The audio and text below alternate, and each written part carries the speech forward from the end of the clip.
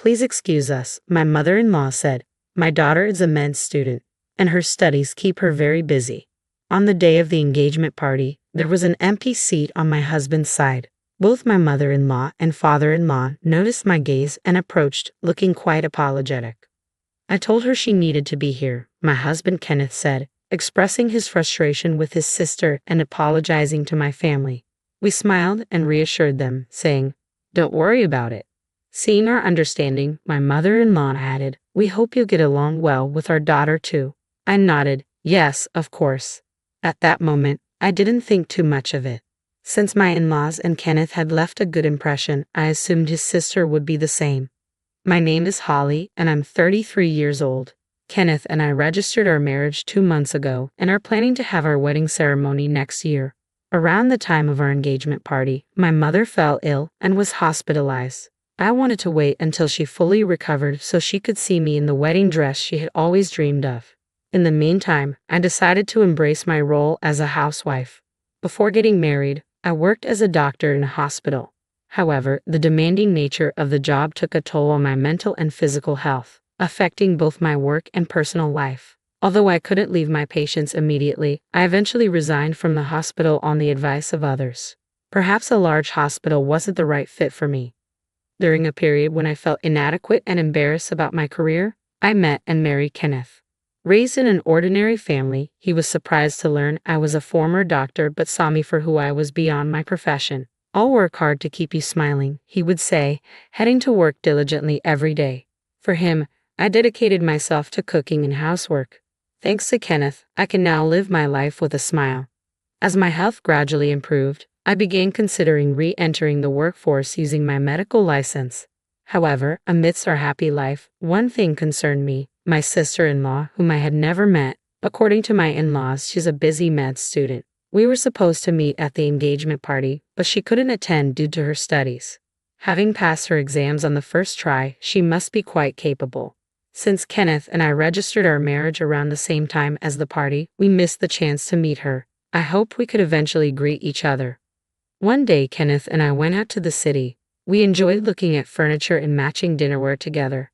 As we were thinking of taking a break, a voice called out, "Isn't that Kenneth?" Kenneth turned around, and I followed his gaze. A flashy young woman stood there, dressed in a low-cut dress and high-heeled pumps with a strong perfume scent. "Rachel, what are you doing here?" Kenneth asked. The woman named Rachel scrutinized me, making me feel uncomfortable. Kenneth introduced her to me. "Holly, this is your first time meeting her, right? This is my sister, Rachel. So this is her." "Nice to meet you, I'm Holly," I said, politely greeting my sister-in-law. She was different from what I had imagined, but I reminded myself not to judge people by their appearance. As I reflected on this, Rachel laughed mockingly. "Oh, so you're already married. Wow, Kenneth, you're handsome and have a high income, but you married such a plain woman. That's just weird." I was taken aback by her blatantly rude comment on our first meeting. It was true that Kenneth, 4 years younger than me, was good-looking and worked for a major pharmaceutical company, earning an above-average income. While strangers might think we were mismatched, I couldn't understand how she could say such things to my face. Sensing the tension, Kenneth stepped forward to defend me and scolded Rachel.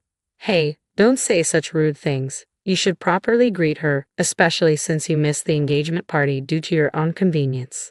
Rachel laughed it off without any concern. "Well, I had a mixer to go to after a long time." Wait, wasn't she supposed to be busy with her studies? Shocked by the reason for her absence, I decided to try and mediate, worried that this could escalate into a heated argument between my husband and his sister. Well, we're meeting today, so that's good, right, Rachel? I look forward to getting along with you."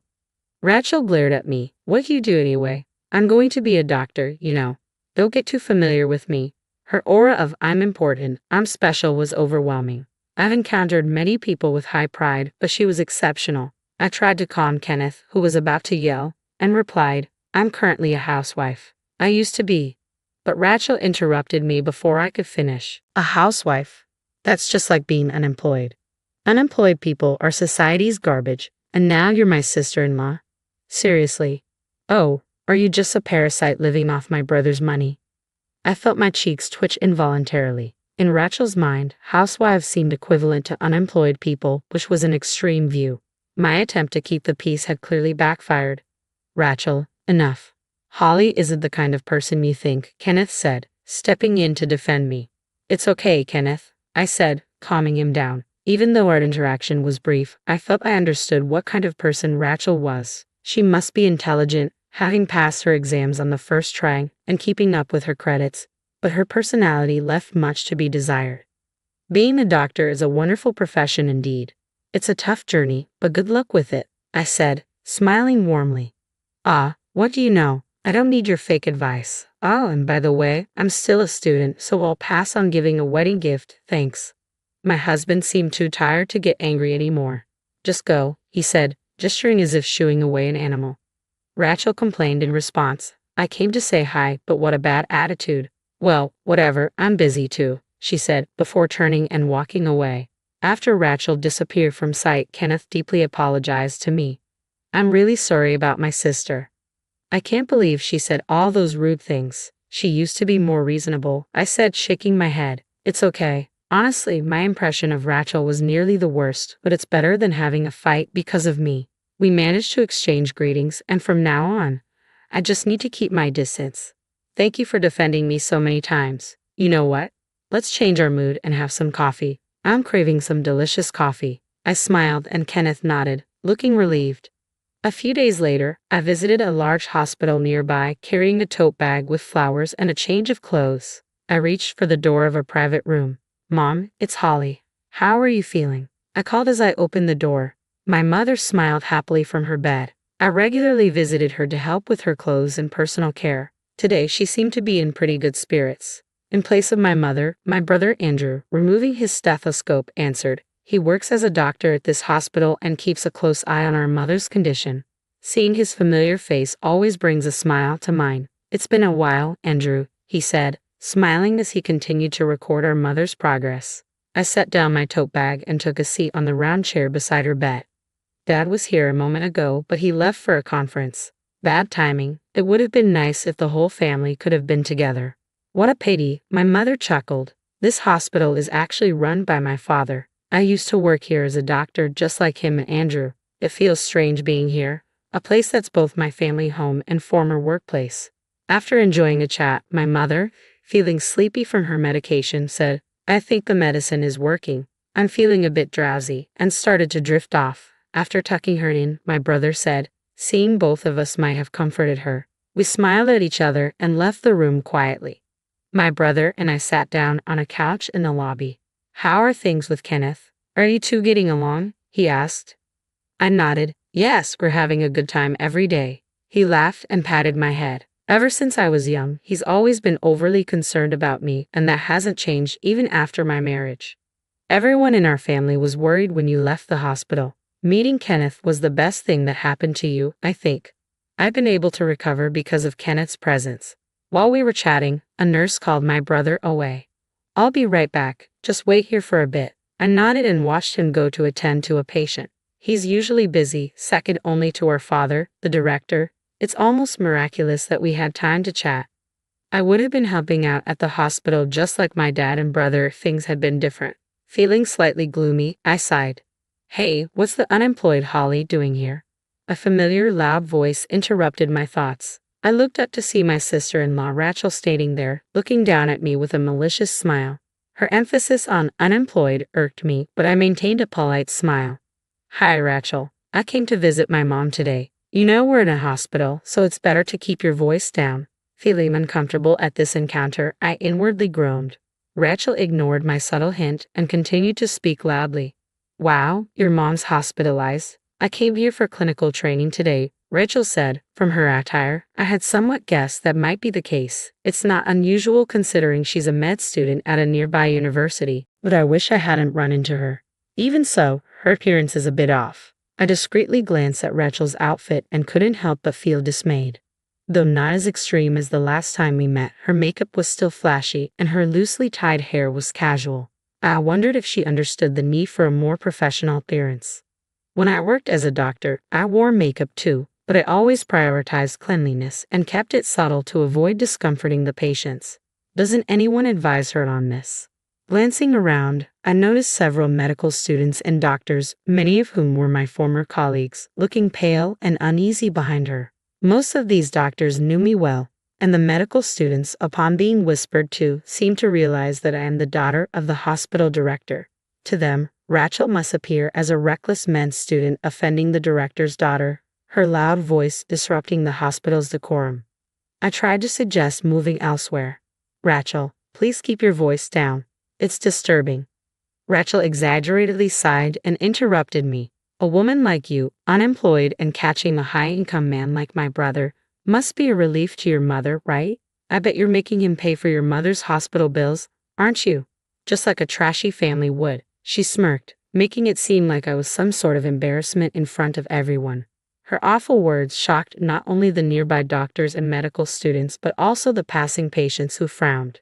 Being publicly called unemployed and having my innocent mother insulted was too much for me. Hey, enough is enough. One of the doctors, unable to stand it any longer, stepped in to stop Rachel, but she wouldn't listen. She deserves to be spoken to like this. Rachel laughed. The doctor who intervened furrowed his brow at Rachel's remark and left, muttering, "Your life is over, kid."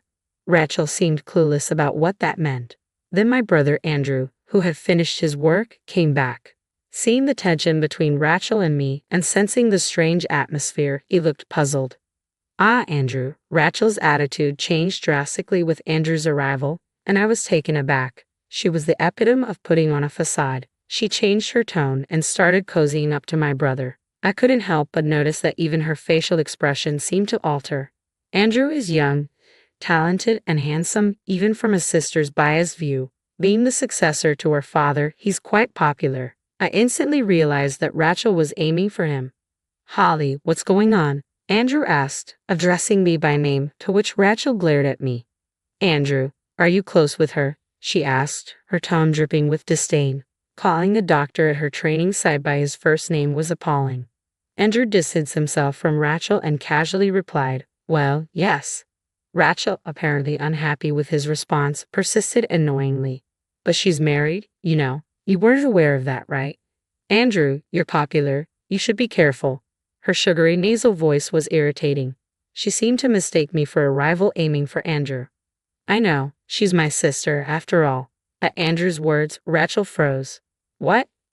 What?" I struggled to contain my laughter at Rachel's stunned expression. While Rachel stood there dumbfounded, the medical student who had intervened earlier whispered in Andrew's ear, likely explaining the whole situation. Andrew's expression turned stern in an instant. "Wait, so Holly is the daughter of the director of this hospital?" As Rachel looked confused, I nodded. "Yes, I'm his daughter. I originally worked here as a doctor. I had to quit due to health issues. Now I'm recovering and temporarily putting my efforts into being a housewife." Rachel turned pale at my words. I had heard from Kenneth that she was hoping to get a job at this hospital. She must realize now that after insulting my mother and me, and with my brother hearing it, her chances of employment here are bleak, and so are her dreams of marrying into wealth. I glanced at Andrew's profile and smiled inwardly. "She's unbelievable as a person," Andrew muttered quietly. It seemed he never had any interest in Rachel in the first place. "Rachel seems to be quite excellent as a medical student," I continued. At my words, Rachel visibly flinched. To easily label people as social garbage or belittle them, that's a problem not just as a doctor, but as a human being. Unless you realize what that problem is, you're not qualified to be a doctor. Reflect on that. The people around nodded in agreement with my admonishing tone.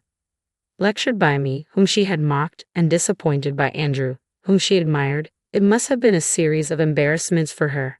However, I didn't want her to become a doctor as she was. Doctors not only bear responsibility for lives but also need to empathize with people's hearts, I believe. "Ha! I don't get it," Rachel muttered, feeling uncomfortable with the atmosphere. She turned and hurried away.